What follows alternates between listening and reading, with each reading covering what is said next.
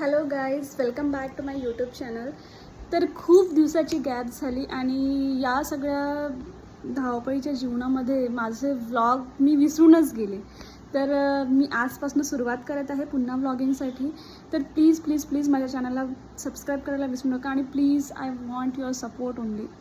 Okay, तर मी आज दाखवणार आहे माझी पूर्ण जर्नी.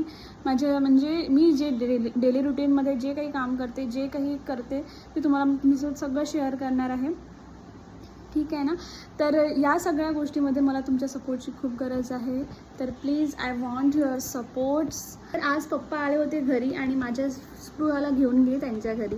तर मी मोकळी झाली. मला खूप सारे कामं करायचे. माझी पूर्ण रूम, जे दोन्ही रूम आहेत माझे, पूर्ण भरून आहे कपड्यांनी आणि इकडे तिकडे सगळं कचरा पडला आहे. तर मला ते सगळं साफ करायचं आहे आणि त्यासाठी मला खूप वेळ लागणार आहे. तर मी तुम्हाला दाखवते सुद्धा आणि कामसुद्धा करणार आहे. ठीक आहे, चला.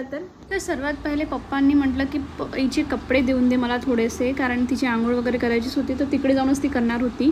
तर त्यामुळे मी तिचे कपडे बघत होती. पण बघा किती चेअरवर पसारा झाला आहे माझ्या. सगळे कपडे ठेवले आहे त्याच्यावर. तर मला शोधायलासुद्धा थोडं प्रॉब्लेमॅटिकच आहे ते. तर आज मी ते सगळं व्यवस्थित करणार आहे आणि मग तिचे 2-3 कपडे घेतले आणि पप्पाला पॉलिथिनमध्ये. तर आणि ती तर इतकी मागे लागली होती आप्पाच्या की खूप जास्त. तिला इकडे ये म्हटलं तरी ती यायला रेडी नाही. तुम्ही बघूच शकता.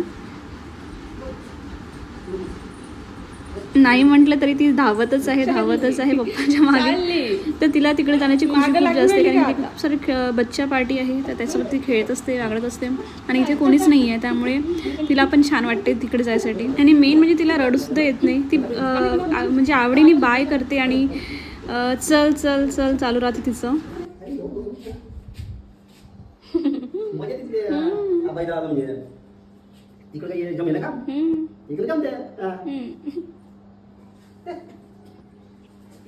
बाय. तिला रडे नाही येत, काहीच नाही. हसते अजून. बाय करते. हा, आप्पासोबत मजाच येत असते.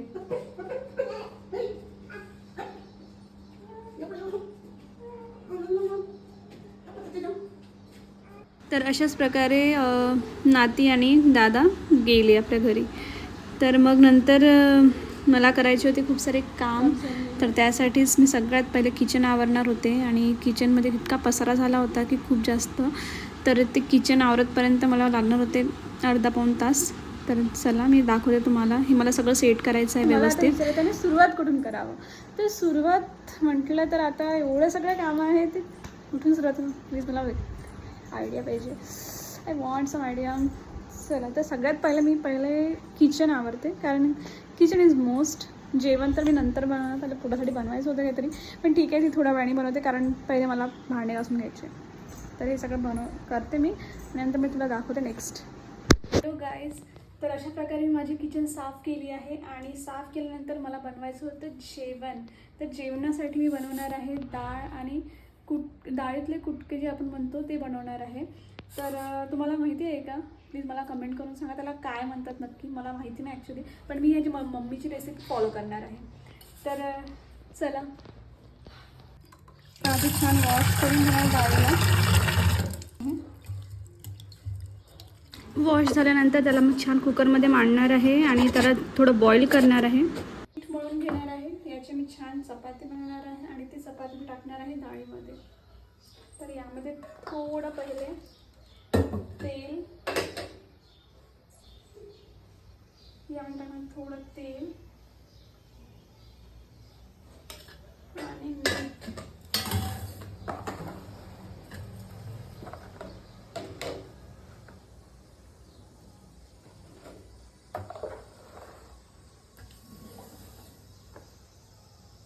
तर याच प्रकारे मी माझा सॉफ्ट असा डो तयार केलेला आहे आणि याची मी बनवणार आहे छोटे छोटे काप आणि मग ते मी डाळीला फोडणी देऊन त्यामध्ये ते ॲड करणार आहे.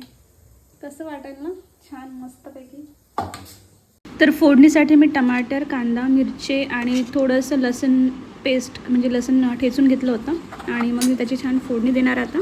तर सिंपल अशी रेसिपी आहे. यामध्ये थोडं तेल घेतलं, त्याच्यानंतर जिरा मोहरी टाकला आणि कांदा मिरची प्लस जे लसूण ठेचून घेतलं होतं ते टाकलं आणि बाकी मग जे बेसिक मसाले आहेत ते ॲड केले आणि लगेचच डाळ सोडून दिली. डाळ सोडल्यानंतर मग त्यामध्ये जे मी काप बनवत आहे ते काप बनवून मी त्याच्यामध्ये टाकणार आहे.